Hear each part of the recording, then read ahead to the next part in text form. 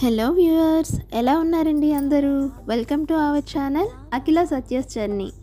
ఇది మా first vlog అండి. ప్లీజ్ మాకు సపోర్ట్ చేయండి. వీడియో కంప్లీట్గా ఎక్కడ స్కిప్ చేయకుండా చూడండి. నచ్చినట్లయితే లైక్ చేయండి, షేర్ చేయండి, సబ్స్క్రైబ్ చేయండి. మేమైతే లాస్ట్ వీక్ కాకినాడ వెళ్ళామండి.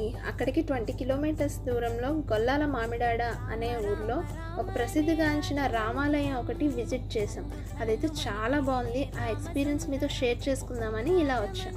ఇదైతే కాకినాడకి 20 కిలోమీటర్స్ దూరంలో పెదపూడి మండలంలో ఉందండి. ఈ గొల్లాల మామిడాడని అక్కడ వారంతా గోపురాల మామిడాడని కూడా పిలుస్తారంట. ఇది ఆంధ్రప్రదేశ్లో ప్రసిద్ధ పవిత్ర పుణ్యక్షేత్రాల్లో ఒకటి. ఈ గుడిని 1889లో ఒకే కుటుంబానికి చెందిన ఇద్దరు అన్నదమ్ములు కలిపి ప్రజల దగ్గర ఎటువంటి విరాళాలు తీసుకోకుండా వాళ్ళే ఈ గుడి మొత్తం నిర్మించారంటండి. చాలా గ్రేట్ కదా. 1889 అంటే నేటికి ఈ గుడి నిర్మించి 130 సంవత్సరాలకి పైమాటనండో.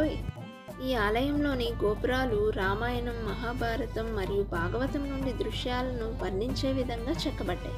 మీరు ఒకసారి ఈ గోపురాలను జాగ్రత్తగా గమనిస్తే మనం చిన్నప్పటి నుండి వింటూ వస్తున్న ఈ రామాయణ, భాగవత, మహాభారత కథలన్నీ సన్నివేశాలు కళ్ళకు కట్టినట్టుగా కనిపిస్తాయి.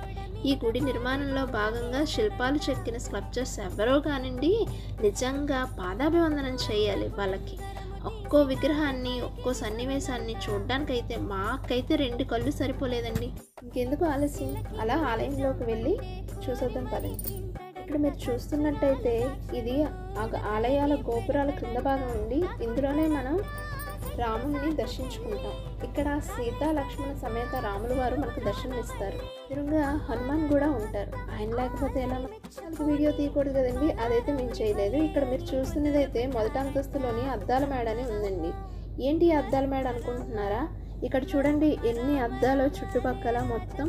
ఇక్కడ ఈ అద్దాల మేడలో విచిత్రం ఏంటంటే ఇక్కడ మనల్ని మనం చూసుకున్న విధంగా ఇంకెక్కడా చూసుకోలేం. అంటే ఒకేసారి అద్దంలో మన ఫ్రంట్ వైపు, మన వెనక భాగం, మన ముందు భాగం, అలాగే మనం పొట్టిగా కనిపిస్తాం ఒక అద్దంలో పొడుగ్గా కనిపిస్తాం, ఇంకా రకరకాలండి. అలాగే అక్కడ చూస్తున్నారు కదా రాముల వారి ఫోటో, అది మనకి అద్దంలో మనతో పాటు కనిపిస్తుంది. అద్దంలో అండి రాముల వారు అయితే మన హృదయంలో ఉన్నట్టు కనిపిస్తారు. అబ్బా, అదైతే నాకైతే చాలా బాగా నచ్చిందండి. ఒకసారి ఇలాంటి సన్నివేశం చూస్తే మనకి ఎంత ఆనందంగా ఉంటే ఆ ఆంజనేయ స్వామి నిత్యం అతని హృదయంలో చూస్తారు. అతనికి ఎంత ఆనందంగా ఉంటుంది చెప్పండి. ఇంకా 2వ అంతస్తుకు వచ్చేసరికి మనకి ఇక్కడ గోపురాలు కనిపిస్తున్నాయండి. దీని మీద ఒక్కో సన్నివేశం మనం చూడొచ్చు. మనకి ఇక్కడ రామాయణ, మహాభారత, భాగవతాలు అన్నీ దర్శనమిస్తాయండి.